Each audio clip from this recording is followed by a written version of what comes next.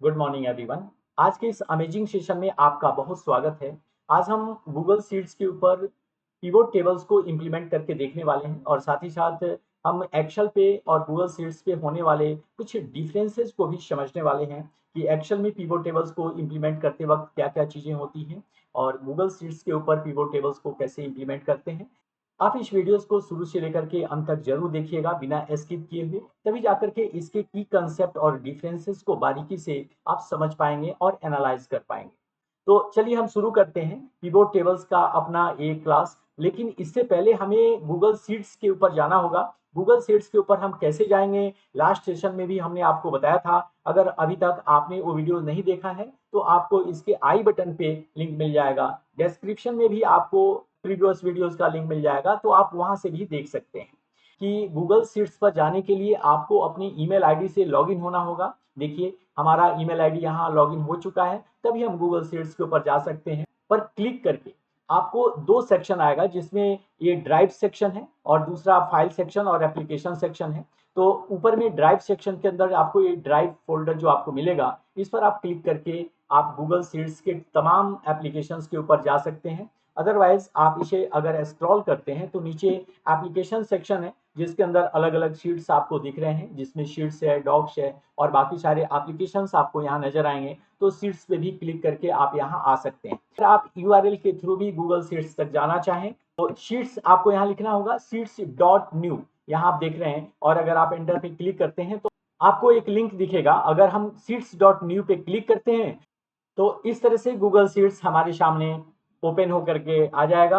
आप गूगल के अंदर डायरेक्टली गूगल शीट्स लिख करके सर्च कर सकते हैं। इसके थ्रू भी आपको एक लिंक मिल जाएगा। देखिए ये लिंक आपको मिल चुका है, इस पर भी क्लिक करके गूगल शीट्स तक आ सकते हैं। आपको एक टेबल दिख रहा है जिसके ऊपर हम पिवोट टेबल्स इंप्लीमेंट करने वाले हैं, इससे रिपोर्ट जनरेट करने वाले हैं। यहाँ आपको एक टेबल दिख रहा है जिसमें चार फील्ड्स हैं। सेल्समैन है, प्रोडक्ट्स है, ईयर ऑफ सेलिंग्स है, जिसमें 2019 एंड 2020 के कुछ सेल्स वैल्यूज दिए गए हैं। यहाँ पर्टिकुलर सेल्समैन ने पर्टिकुलर प्रोडक्ट को 2019 और 20 में कितना सेल किया है, इंफॉर्मेशन के बेस पर एक बेहतरीन रिपोर्ट्स जनरेट करने वाले हैं। उसे इंप्लीमेंट करने के लिए आप इस टेबल्स के किसी भी सेल को यहाँ से सिलेक्ट कर लीजिए और इंसर्ट बटन जो आपको ऊपर टॉप में मेनू बार के अंदर मिलेगा, यहाँ आइए और यहाँ आपको नीचे की तरफ देखिए पिवोट टेबल्स आपको दिख रहा है। पिवोट टेबल पे जब आप क्लिक करेंगे तो आपको एक प्रॉपर्टी विंडोज ओपन हो जाएगा। इस बात को वेरीफाई कर लें कि जो रेंज आपका दिया हुआ है क्या एग्जैक्टली इस टेबल का ही रेंज है। कई स्थिति में ये रेंज कुछ अलग हो सकते हैं।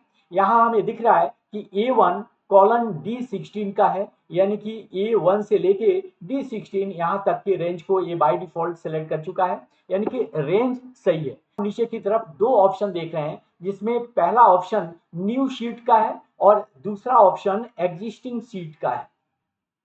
न्यू शीट का मतलब है कि एक नए शीट को ऐड करके ये रिपोर्ट को जनरेट कर देगा, और एग्जिस्टिंग शीट का मतलब है कि जिस शीट पे हमारा टेबल अवेलेबल है उसी शीट पर हम ये रिपोर्ट देखेंगे।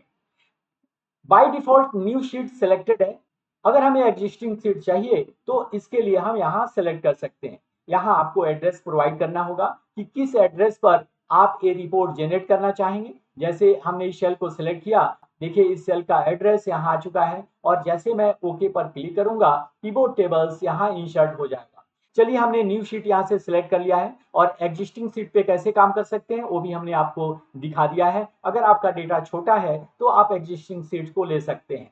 अभी हमने न्यू शीट्स को सिलेक्ट किया है और यहाँ क्रिएट पर क्लिक कर रहे हैं और इस तरह से एक नया शीट क्रिएट हो चुका है, जहां पिवोट टेबल्स का एक एरिया आपके सामने दिख रहा है। यहाँ सीट्स के रेंज आपको दिख रहे हैं, सजेस्टेड वैल्यूज आपको दिख रहा है। राइट साइड में आपको ये सारे फील्ड्स देख रहे हैं जो फील्ड्स आपके टेबल्स में अवेलेबल थे।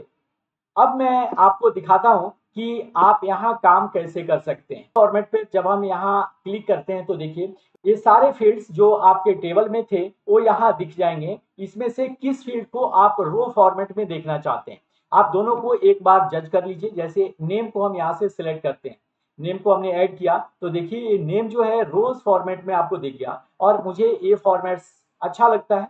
आप देखिए कि आपको ये रो फॉर्मेट में देखना है या नहीं।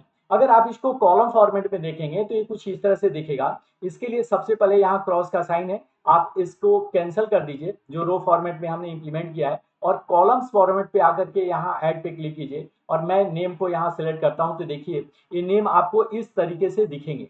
तो कई सिचुएशन में कॉलम फॉर्मेट भी सजेस्टेड होता है और कई सिचुएशन मोस्टली रोज फॉर्मेट में डेटा को देखना अच्छा होता है।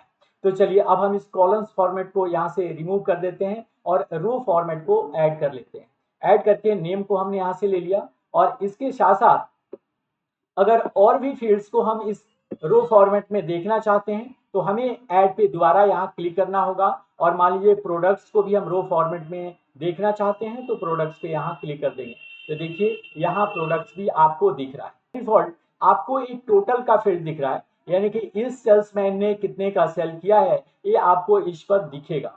अगर आप नहीं चाहते हैं ये टोटल्स इस डाटा के बीच में आपको दिखाई दे तो आप इसको यहाँ से अनचेक कर सकते हैं। देखिए बाय डिफॉल्ट यहाँ एक चेक बॉक्स आपको दिखेगा जिसमें शो टोटल्स का ऑप्शन आपको दिख रहा है, यहाँ से आप इसको अनचेक कर दीजिए तो आप देखिएगा कि ये अपने आप यहाँ से रिमूव हो जाएगा। तो इस तरह से आपको सिर्फ नेम और उस प्रोडक्ट की लिस्ट आपको नजर आ जाएगी। कॉलम फॉर्मेट्स में जब हमने प्रोडक्ट को सिलेक्ट किया है तो ये प्रोडक्ट्स कुछ इस तरह से दिखने लगे हैं।